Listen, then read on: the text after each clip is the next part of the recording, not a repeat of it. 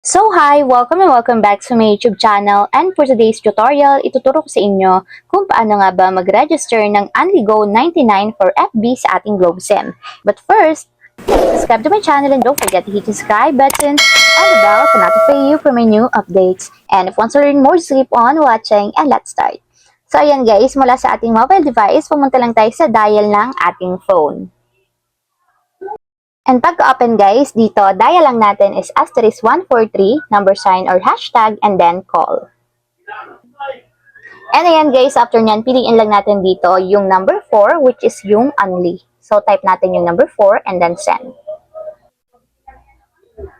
And dito naman guys, piliin nyo yung number 3, which is yung UNLI GO99 FB. So type natin yung number 3 and then send. So, ayan guys, sabi dito, kapag daw nag-register tayo ng UNLI GO99 for FB, makakakuha tayo ng UNLI Facebook plus 8 GB for all sites na data.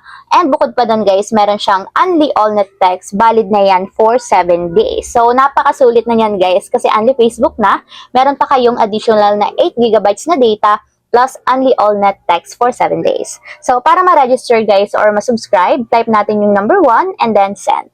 So, ayun lang guys, ganun lang kasimple kung paano nga ba mag-register ng UNLI GO99 for FB on Globe. If you have a question, click comment down below and don't forget to hit the subscribe button and the bell to notify you for my new updates. And thank you for watching!